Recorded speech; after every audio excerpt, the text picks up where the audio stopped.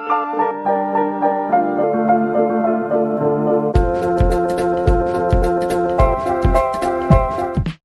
Students, welcome in my YouTube channel. Student, chapter motion in a straight line में आज बात करेंगे हम लोग टाइम वेलोसिटी ग्राफ की। तो स्टूडेंट, कोई भी पार्टिकल जो हमारा मोशन कर रहा है उसका टाइम वेलोसिटी ग्राफ कैसे ड्रॉ किया जाएगा, इसके बारे में हम लोग पूरा समझेंगे। तो ग्राफ में यार स्टूडेंट टू एक्सिस होते हैं, एक को बोलते हैं हम लोग इंडिपेंडेंट एक्सिस एंड जो दूसरा एक्सिस होता है उसको बोलते हैं dependent axis. Clear? Independent axis में इंडिपेंडेंट फिजिकल क्वांटिटीज को डिनोट किया जाता है और जो डिपेंडेंट एक्सिस होता है स्टूडेंट, वहां पर हम लोग डिपेंडेंट फिजिकल क्वांटिटी को डिनोट करते हैं। क्लियर? तो कोई भी अगर हमारे पास इंडिपेंडेंट फिजिकल क्वांटिटी है, जिन दो फिजिकल क्वांटिटी के लिए हम लोग ग्राफ को ड्रॉ कर रहे हैं, तो जो हमारा इंडिपेंडेंट एक्सिस है वहां पर इंडिपेंडेंट फिजिकल क्वांटिटी को ड्रॉ करेंगे और डिपेंडेंट एक्सिस में हम लोग डिपेंडेंट फिजिकल क्वांटिटी को ड्रॉ करेंगे। तो स्टूडेंट, जब कोई पार्टिकल मोशन करता है तो मोशन करते हुए पार्टिकल में जो टाइम है वो इंडिपेंडेंट होता है। तो यहां पर टाइम वेलोसिटी ग्राफ के लिए हम एक्स एक्सिस में टाइम को रिप्रेजेंट करेंगे time t and y axis में वेलोसिटी वी रिप्रेजेंट करेंगे।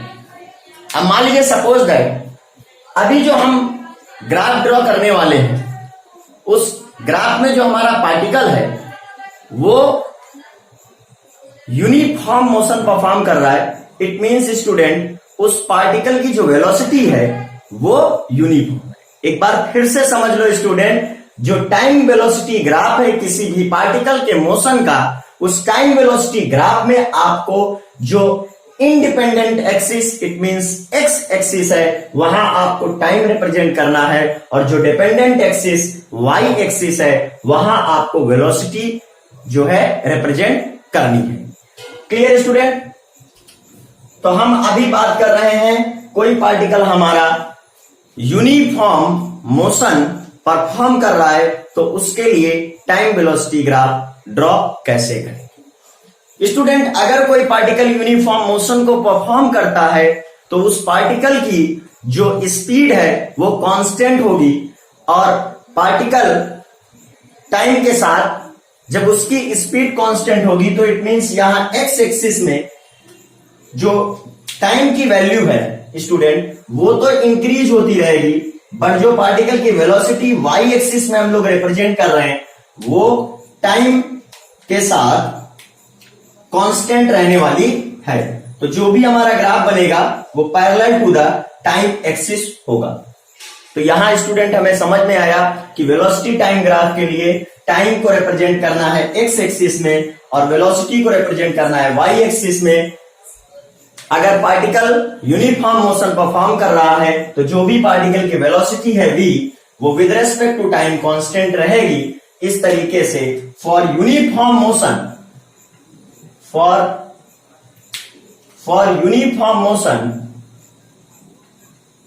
यूनिफॉर्म मोशन ऑफ पार्टिकल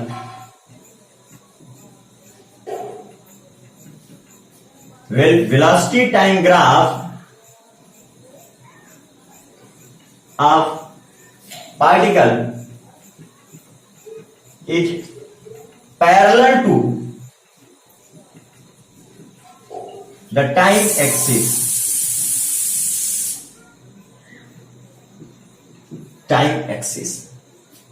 तो student,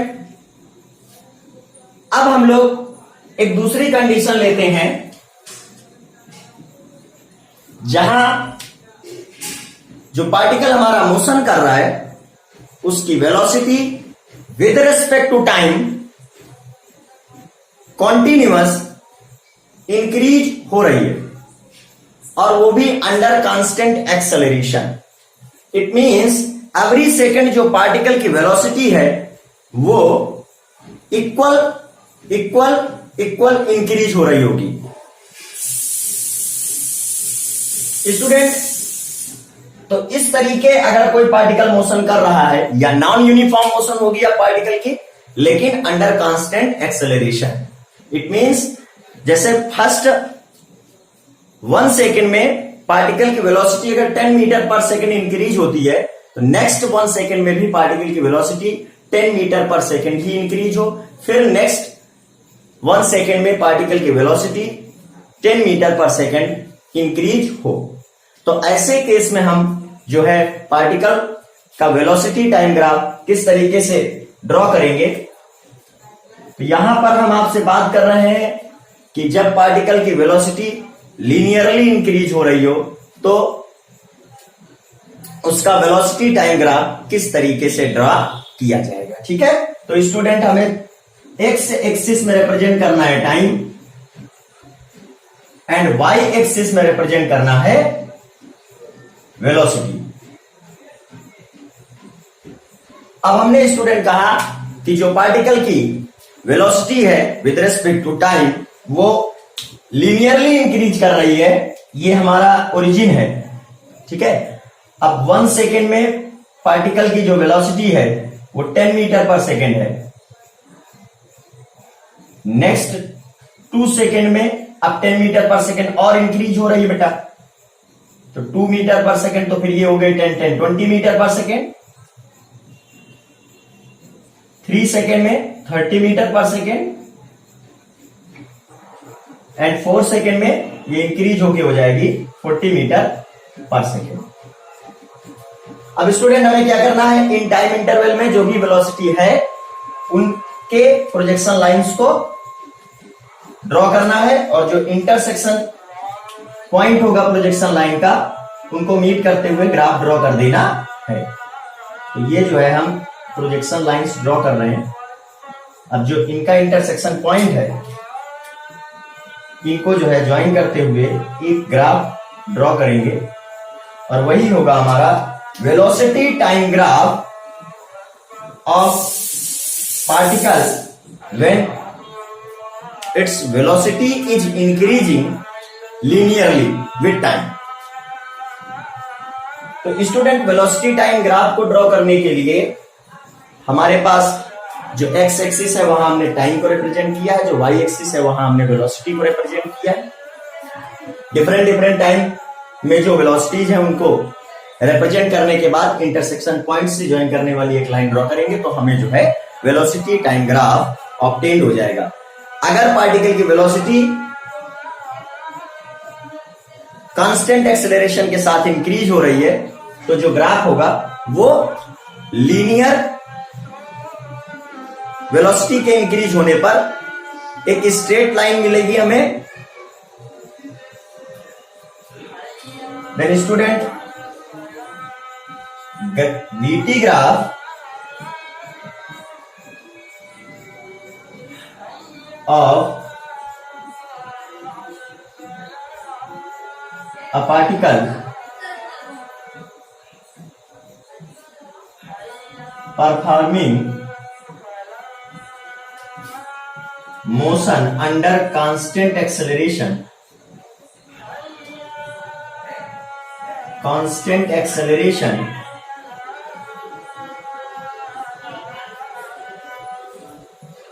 is a straight line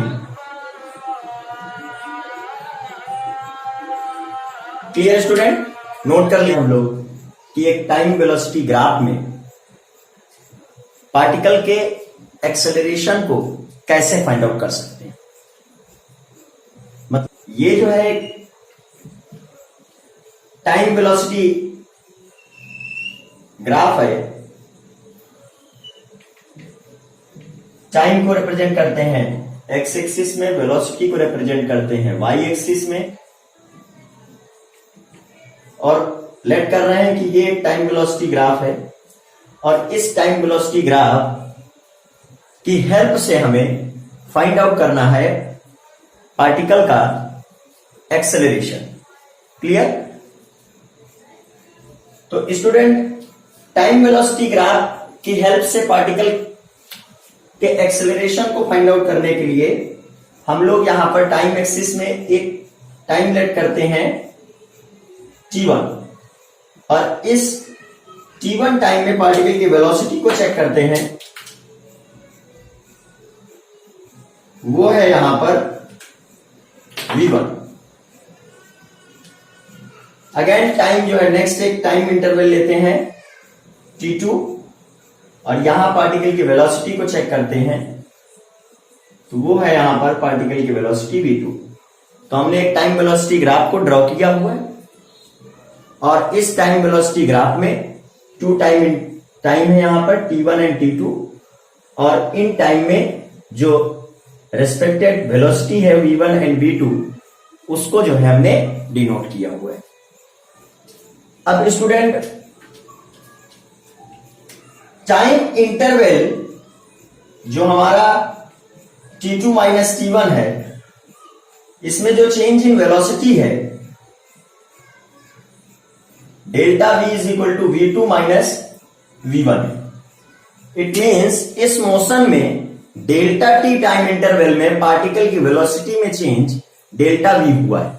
delta t time interval में पार्टिकल की वेलोसिटी में चेंज डेल्टा v है। अब स्टूडेंट इस ग्राफ का स्लोप फाइंड आउट करते हैं और देखते हैं कि ये vt ग्राफ का स्लोप क्या डिनोट कर रहा है। ठीक है, तो यहां पर जो है स्लोप, अगर इसका हम लोग फाइंड आउट करते हैं स्लोप, तो स्लोप क्या होता है पार्टिकल, किसी भी ग्राफ का स्लोप टाइम एक्सिस से पॉजिटिव एक्स एक्सिस से ग्राफ के बीच एंगल का टेंजेंट जो है स्लोप होता है। तो slope tan theta is equal to the tan theta यहां पर बनेगा परपेंडिकुलर डिवाइड बाई बेस। तो परपेंडिकुलर है हमारा change in velocity and base है हमारा चेंज इन टाइम इंटरवल। तो student tan theta is equal to delta v divide by delta t और ये डिनोट करता है पार्टिकल के एक्सेलरेशन को।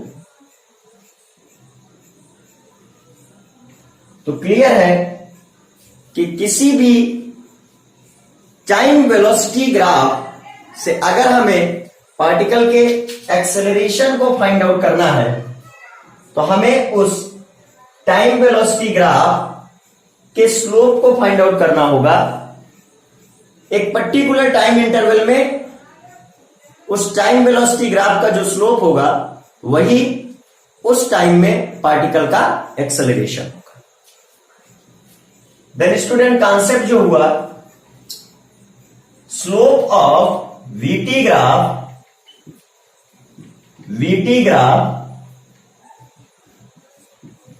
in any time interval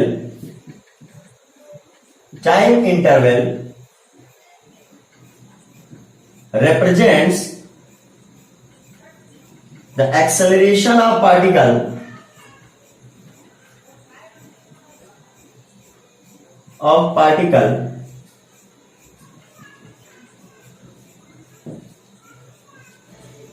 बेटा टाइम वेलोसिटी ग्राफ से जो है डिस्प्लेसमेंट को किस तरीके से डिटरमाइन किया जाता है, इस चीज को अब हम लोग सीखने जा रहे हैं।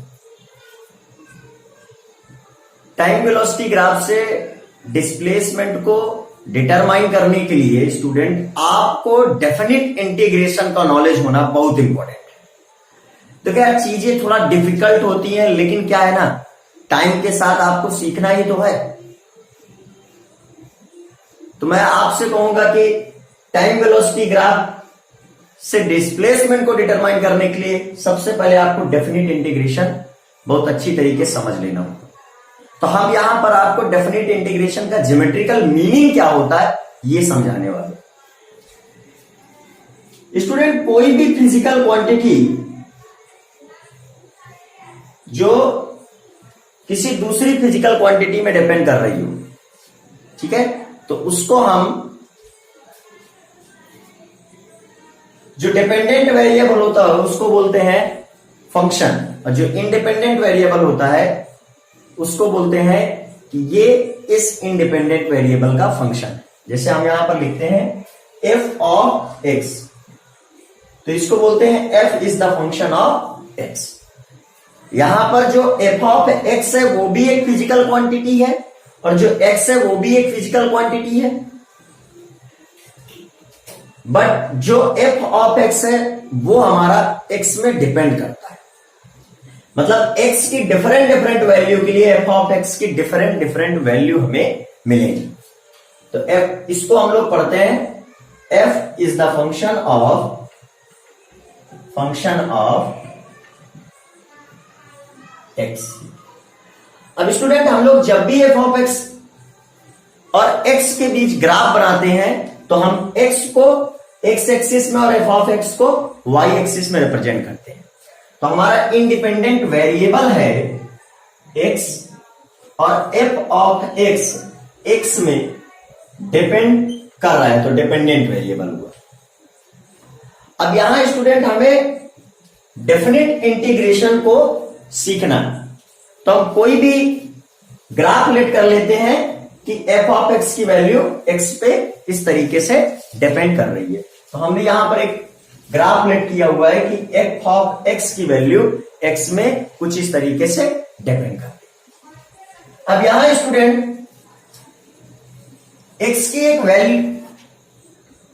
एक वैल्यू लेट करते हैं और इस वैल्यू में जो एफ ऑफ एक्स है उसकी वैल्यू को डिनोट करते हैं एफ ऑफ एक्स। अब अगर हम एक्स की वैल्यू को वेरी स्मॉल इंक्रीज करें, भाई यहां पर एक्स के साथ एफ ऑफ एक्स की वैल्यू चेंज हो रही, बट अगर स्टूडेंट हम एक्स की वैल्यू में वेरी स्मॉल चेंज करें तो एफ ऑफ एक्स की वैल्यू को हम अप्रोक्सीमेट कांस्टेंट कह सकते हैं। तो हम यहां पर एक्स की वैल्यू में वेरी स्मॉल चेंज कर रहे हैं, एक्स की वैल्यू में वेरी स्मॉल चेंज कर रहे हैं, clear, x plus dx. But अब एक्स की वैल्यू में वेरी स्मॉल चेंज किया तो एफ ऑफ एक्स में चेंज होने वाली वैल्यू को हम लोग नेग्लेक्ट कर दिए। इट मींस एक्स से एक्स प्लस डीएक्स तक जो एफ ऑफ एक्स की वैल्यू है उसको अगर हम कांस्टेंट लेट करें, उसको अगर हम यहां पर कांस्टेंट लेट करते हैं तो जो इस f of x and x के बीच जो ग्राफ है, f of x x graph जो हमारा है वो from x to x plus dx graph and x axis के बीच जो एरिया है वो कुछ ये एरिया निकल के आ रहा है, क्लियर स्टूडेंट। तो अब हम बात करेंगे area under f of x to x graph from x is equal to x to x is equal to x plus dx. तो स्टूडेंट वो एरिया क्या फाइंड आउट हो रहा है, वो एरिया निकल के आ रहा है भाई x से x प्लस डीएक्स तक का ये जो लेंथ है वो हमारा dx है, और यहां पर ये जो वैल्यू आ रही है ब्रेड्थ की, उसको हम जो ब्रेड्थ की वैल्यू है उसको हम dx डिनोट कर सकते हैं, sorry f of x denote कर सकते हैं। यहां से देख लेंगे भाई ये जो वैल्यू आ रही है वो हमारी f ऑफ x है, सॉरी वो हमारी वैल्यू f ऑफ x। तो स्टूडेंट ये जो रेक्टेंगल बन रहा है इस रेक्टेंगल का एरिया ही x से x प्लस dx तक f of x x graph और x एक्सिस के बीच के एरिया को रिप्रेजेंट करेगा। ये एरिया क्या निकलेगा, f of x into dx, clear student. अब हमें सपोज दैट इस ग्राफ और x एक्सिस के बीच x is equal to x1 से x is equal to x2 तक का जो है एरिया फाइंड आउट करना है, क्लियर। तो यही एरिया स्टूडेंट डेफिनेट इंटीग्रेशन से डिनोट होता है। अगर हमें f of x x graph का x is equal to x1 से x is equal to x2 तक एफ ऑफ एक्स ग्राफ और एक्स एक्सिस के बीच का एरिया चाहिए। तो उसके लिए हमें डेफिनिट इंटीग्रेशन को यूज करना होगा, या ये कह सकते हैं कि definite integration F of x x graph and x axis के बीच के एरिया को ही फाइंड करने के लिए होता है। Clear student? तो अब यहां पर अगर हमें area under the graph and x axis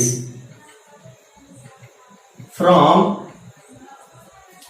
x is equal to x1 to x is equal to x2 find out करना है, तो उसके लिए स्टूडेंट हमें ये टर्म जो है इसको जो है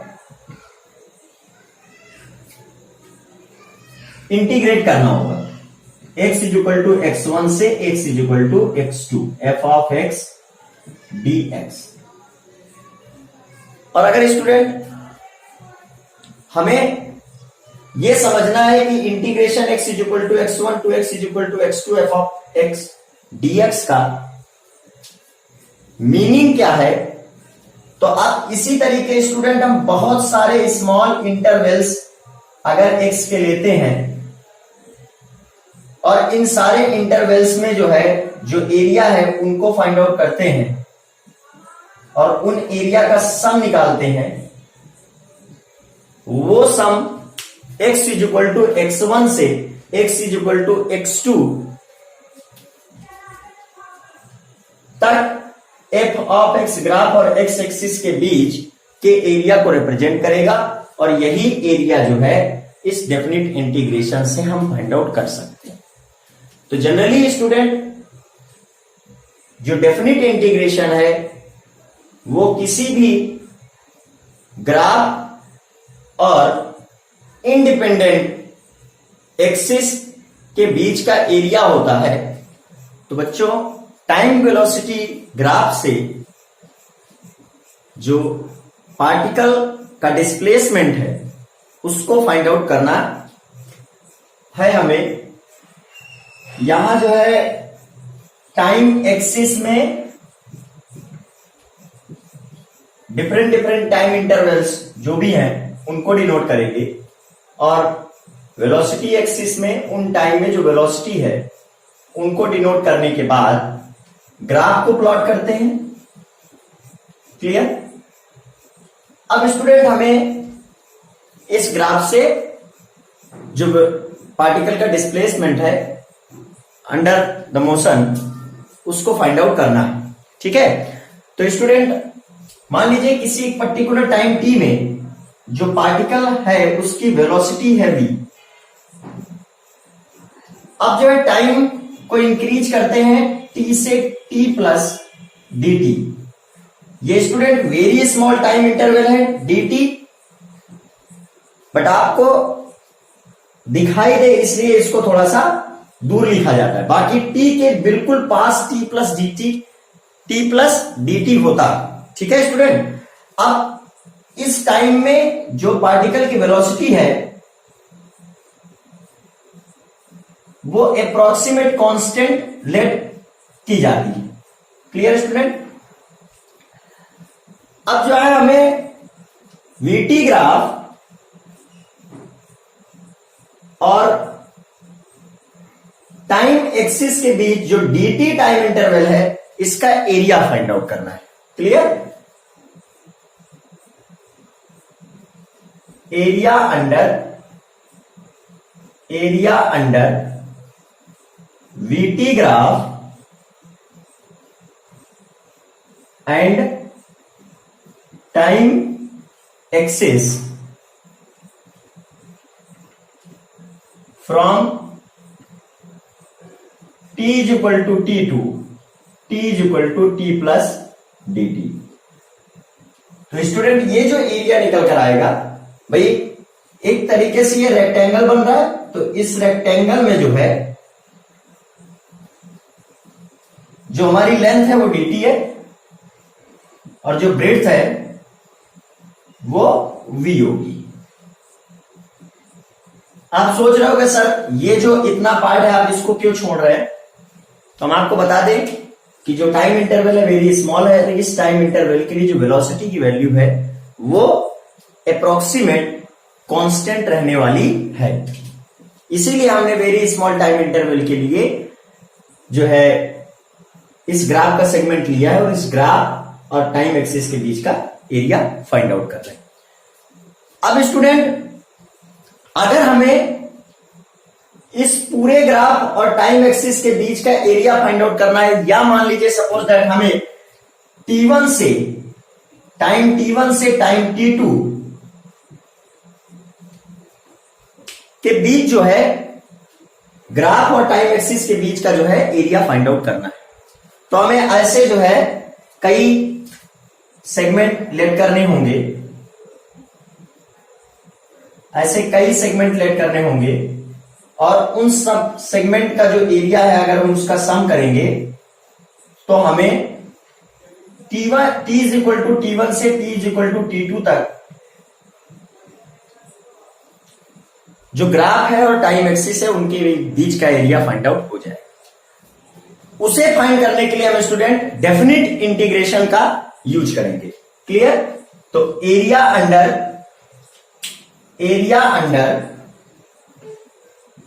under VT graph and time axis from t is equal to t1 to t is equal to t2, तो वो निकल कर आएगा total area integration t1 to t2 v into dt। Definite integration क्या होता है स्टूडेंट, कि कोई भी ग्राफ और इंडिपेंडेंट वेरिएबल, इंडिपेंडेंट एक्सिस के बीच जो एरिया है वो उस ग्राफ का उस इंडिपेंडेंट वेरिएबल के रेस्पेक्ट में डेफिनिट इंटीग्रेशन होता है। जैसे यहां पर जो इंडिपेंडेंट वेरिएबल है वो वेलोसिटी है और जो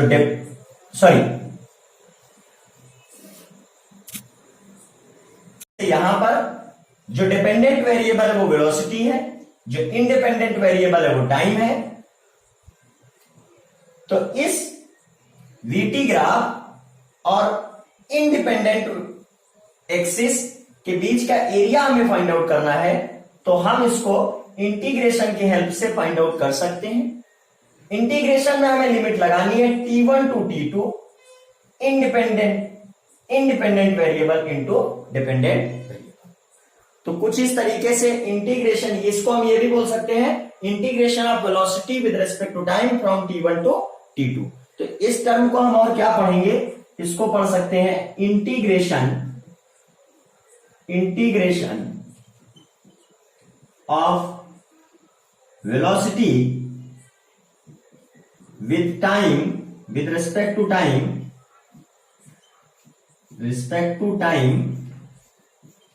from t1 to t2। Clear student? तो हमने डिस्प्लेसमेंट जो पार्टिकल मोशन कर रहा है उसको फाइंड करने के लिए आपको बताया कि वेलोसिटी का इंटीग्रेशन करना है विद रिस्पेक्ट टू टाइम, और जिस टाइम से जिस टाइम तक हमें पार्टिकल की वेलोसिटी को फाइंड करना है वो हमें वो हमें लिमिट की तरह यूज करना है। तो from t1 to t2 velocity का integration with respect to time, और इस साइन को हम इंटीग्रेशन पढ़ते हैं। और यही इंटीग्रेशन स्टूडेंट इस पार्टिकल की मोशन में टाइम t1 से टाइम t2 तक जो पार्टिकल का डिस्प्लेसमेंट है इसको रिप्रेजेंट करता है। तो स्टूडेंट जो कॉन्सेप्ट निकल के आ रहा है वो ये है, area under VT graph and time axis represents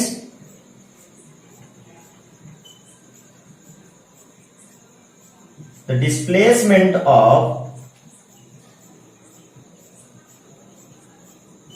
particle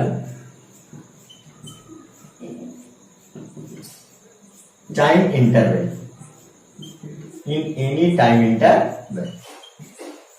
तो स्टूडेंट अगर आपको वीटी ग्राफ से डिस्प्लेसमेंट को फाइंड आउट करना है तो वीटी ग्राफ और टाइम एक्सिस के बीच का एरिया फाइंड आउट करना होगा। तो वीटी ग्राफ और टाइम एक्सिस के बीच का एरिया आपको डिस्प्लेसमेंट फाइंड करा देगा। क्लियर है ना? अब हम लोगों ने जान लिया है कि अगर वेलोसिटी टाइम ग्राफ से आपको डिस्प्लेसमेंट फाइंड आउट करना है तो आपको उस वेलोसिटी टाइम ग्राफ और टाइम एक्सिस के बीच का एरिया फाइंड आउट करना होगा। अब हम बात करते हैं स्टूडेंट, अगर वेलोसिटी टाइम ग्राफ कोई आपको गिवन है, जैसे मान लीजिए सपोज दैट ये आपको एक वेलोसिटी टाइम ग्राफ दिया है कुछ इस तरीके से। अब आपको यहां जो है इस ग्राफ में डिस्टेंस एंड डिस्प्लेसमेंट दोनों फाइंड आउट करना है। तो स्टूडेंट याद रखिए कि जो डिस्टेंस होती है वो हमेशा पॉजिटिव होती है, डिस्प्लेसमेंट एक स्केलर क्वांटिटी है और डिस्प्लेसमेंट हमारा एक वेक्टर क्वांटिटी है जो पॉजिटिव, नेगेटिव और जीरो हो सकता है। क्लियर?